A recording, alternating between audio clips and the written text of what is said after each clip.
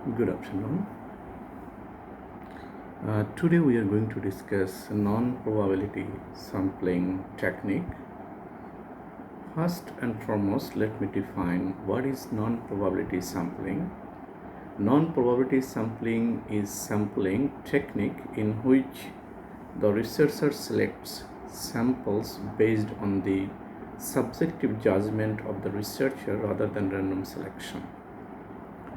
That means researcher picks samples based on their own assessment in place of random choice. This sampling technique does not give all the individuals in the population equal chances of being selected, unlike probability sampling, where each member of the population has a known chance of being selected.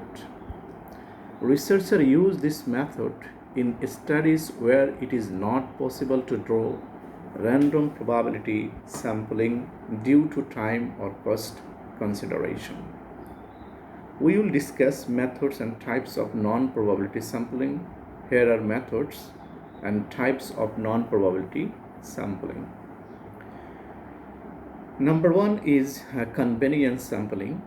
Convenience sampling is a non-probability sampling technique where samples are selected from the population only because they are conveniently available to the researcher. Convenience sampling, also called accidental sampling, graph sampling, or opportunity sampling, is where we include people who are easy to reach. For example, you could survey people from your workplace, from your school, from your department, from a club you belong to, the local shopping mall, etc. So there are some advantages of non-probability sampling. It is relatively easy to get a sample. Then it is inexpensive compared to other sampling methods. Then participants are readily available. At the same time, there are some disadvantages of convenience sampling. The method cuts out a large part of the population. As a result, this leads to several issues, including number one, an inability to generalize the results of the survey to the population as a whole. Secondly, the possibility of under or over representation of the population. Thirdly, result might be biased due to the reasons why some people choose to take part and some do not. Then let me discuss quota sampling. In quota sampling, we select people non-randomly according to some fixed quota. Let's look at a basic example of quota sampling. For instance, if you know the population has 40% women and 60% men, and that you want a total sample size of 100, you will continue sampling until you get those percentages, and then you will stop. So if you have already got the 40 women for your sample but not the 60 men, you will continue to sample men, but even if legitimate women respondents come along, you will not sample them because you have already met your quota. Another example, a cigarette company wants to find out what age group prefers what brand of cigarettes in a particular city. He or she applies quota on the age group of 21 to 30, 31 to 40, 41 to 50, and 51 plus. So from this information, the researcher gauges the smoking trend among the population of the city. As a researcher wants to survey individuals about what smartphone, let me give you another example, okay? As a researcher wants to survey individuals about what smartphone brand they prefer to use, he or she might consider a sample size of 500 respondents. Also, he or she is only interested in surveying 10 states of the United States. So here is how the researcher can divide the population by quotas. Let's say, for example, gender. Based on gender, 250 males and 250 females. According to age category, 100 respondents each between the age of 16 to 20, then another 100 between 21 to 30, then another 100 between 31 to 40, then another 100 41 to 50, and another 100 from 51 plus.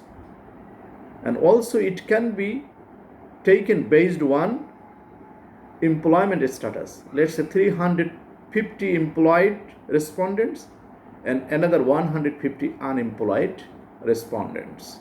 Okay. Let me discuss another type of non-probability sampling is judgmental or purposive sampling. Okay. So the judgmental sampling method, researcher select the samples based on the researcher knowledge and credibility. In other words, researcher choose only those people who they deem fit to participate in the research, in the study. Okay. So researchers sample with a purpose in mind. They usually would have one or more specific predefined groups we are asking. Okay. For instance, have you ever run into people in a mall, in a shopping mall, or on the street who are carrying a clipboard and who are stopping people and asking them if they could interview them?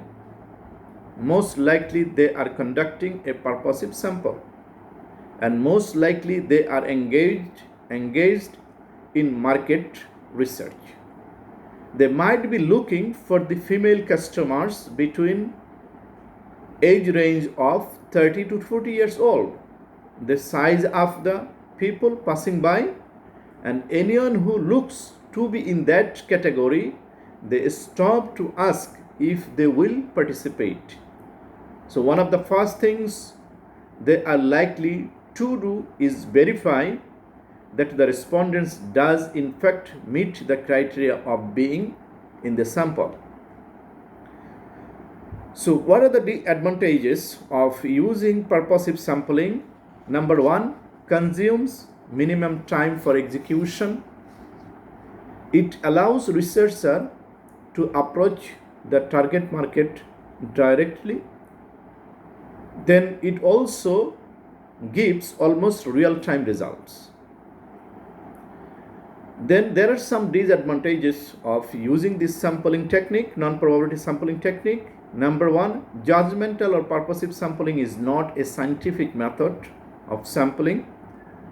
Then second disadvantage is the preconceived notions of researcher can influence the research result.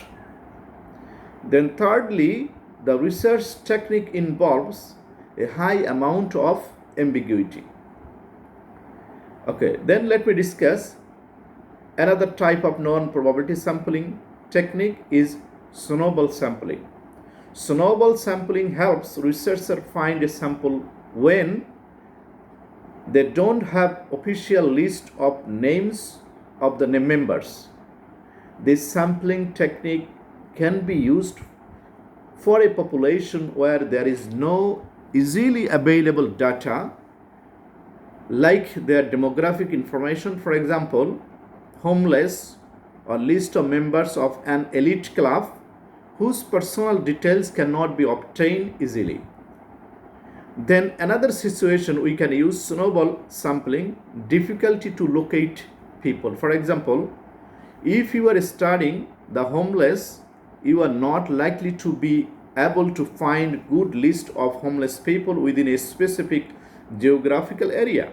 However, if you go to that area and identify one or two people, you may find that they know very well who the other homeless people in their vicinity are and how you can find them. And then another situation, we can use this sampling technique where people who are not willing to be identified. If a researcher is carrying out a study which involves collecting information or data from sex workers or victims of sexual assault or individuals who do not want to disclose their sexual orientations, these individuals will fall under this category. Then another situation, secretiveness about their identity. People who belong to a cult or are religious extremists or hackers usually fall under this category.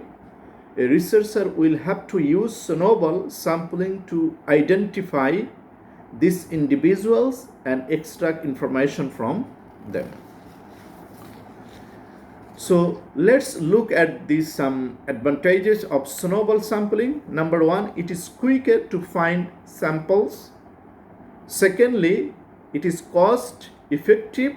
And thirdly, the sample hesitant subjects. So this sampling technique has also some disadvantages. Number one, sampling bias and margin of error. It has lack of cooperation. So we have discussed non-probability sampling technique. So what is non-probability sampling technique? And also we have discussed types of non-probability sampling techniques such as convenience, then purposive sampling, then also we have discussed snowball sampling, we have discussed quota sampling. So I hope it is clear to you what is non-probability sampling technique and how to conduct non-probability sampling technique. So that's all for today. Thank you very much. We end our lecture here.